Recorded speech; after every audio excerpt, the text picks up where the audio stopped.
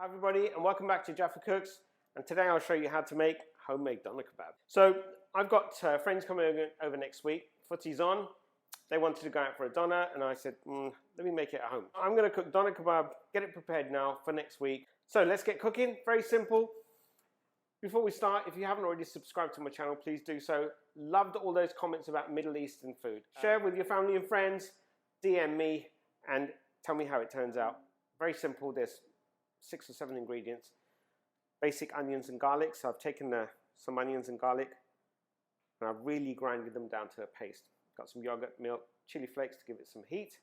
I'm not going to make the chili sauce. I've put chili flakes in so you can actually eat the meat and the bread without it becoming too wet and doughy. And then I've got some thyme, salt and black pepper, and that's about it.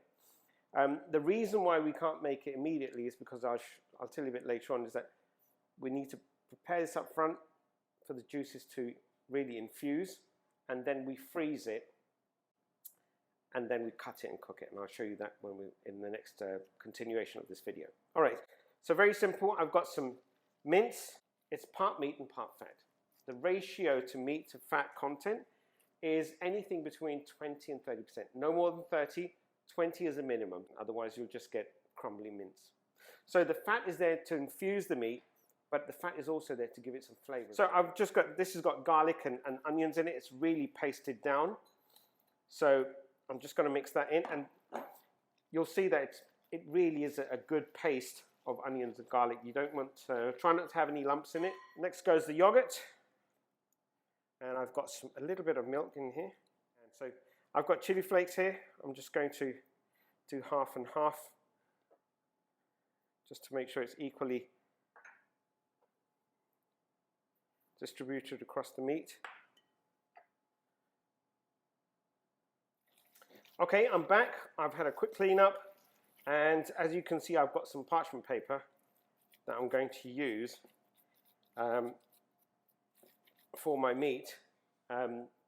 So when I put it in the fridge, I don't just leave it in the fridge. It's going to get covered in parchment paper, then I'll put it in some cling film, and I may put it into a container that keeps it together for about 24 hours, and then I'll freeze it, and I'll show you how it's done. So once you're happy that everything's mixed in, what we want to do now is pretty much just divide it into 2 pieces. There's 1 piece there. Okay, welcome back. So there's my doner mix and my parchment paper, which may not fit. So what we need to do, we need to make sure it's about long enough to close. So I'm just going to squish it together a bit. If you need to use your hands, just use your hands.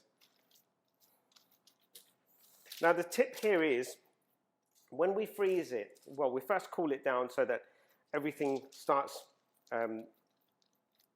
getting into shape. If we freeze it immediately, if there's any kind of moisture, it will just crystallize. So we're cooling the meat down first. Try to keep it around about, I'd say, a couple of inches high, and you can spread it out if you want a bit longer.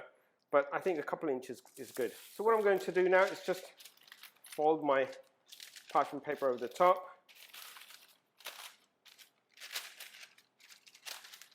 Now where the seam is, I'm just going to fold it slightly. Try and overlap it if I can. And then fold it inwards. Now I'll do the same with this side. Just fold it again, each side. If you need to push it, you can push it in, and then again just fold it in so it looks like, I don't know, it looks like a meatloaf actually. But anyway, there's 1 piece.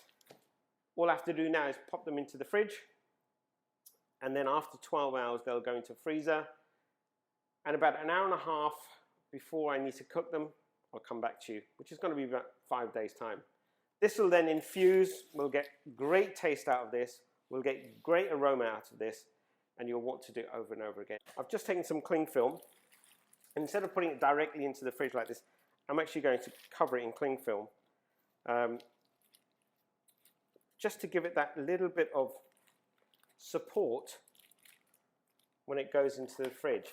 What I have realized, that once this does go into the fridge, and because of the weight and the fat content, it does tend to like fall flat. So I want to give it that additional support. I wanted to keep it thick. So when I do slice the meat slices aren't thin like that. They're a bit thicker. Okay, so that's what I want to do. And for the additional support, I'm going to see if I can pop it into a container. Catch you in a couple of days' time. Take care for now. Bye. Welcome back, everybody. So I've taken it out from the freezer about half an hour. So it's not thawed, still solid as a rock. And that's how we want it, because now we're going to slice it and cook it off. Before I start, what I've done is I've created something just to keep my hands from getting cold, really. It's just parchment paper covered with foil. So when I'm holding on to the log of doner and cutting it and cooking off, my hands don't get extremely cold. I've got the secret ingredient that everybody wants to know probably how to cook a good doner kebab. That's, apart from meat, good old-fashioned butter. So that's all we need: our doner, our butter, and a hot pan, and we'll get cooking. All right, I'm going to turn on the pan, and I'm just going to show you what to do next. Taking a very sharp knife, I've got a couple of knives. It just depends on which knife really goes better. Sometimes I use both of them. Blades are sharp, and all I'm going to do now is just literally cut the doner. And because this is raw mince, frozen, it's actually formed into a log. Start with cutting some finer slices. Now, we don't want very thick, but we want a size that's probably about 2 millimeters. So I'm just going to give it another couple of more cuts. Yep. Okay, so I'm going to place my meat in the pan. Right, so I'm cooking this off, and I can smell doner kebab everywhere in my house, in the kitchen. It really is well deserved and well weighted. Now, I'm going to start turning these over because they're starting to brown off. Yep. Wow, look at that. They're absolutely gorgeous. The brown pieces of meat, I can just envision it coming off the skewer in my local doner kebab place. Now, I'm going to carry on cooking this off, and I'm going to come back to you towards the end. Welcome back, everybody, and what a cooking spree it was for me. I had to dash out, cook all this up, literally, and there it is, and it's a beautiful sight indeed. Now, I've got some red sauce, which I had in the fridge. Just going to,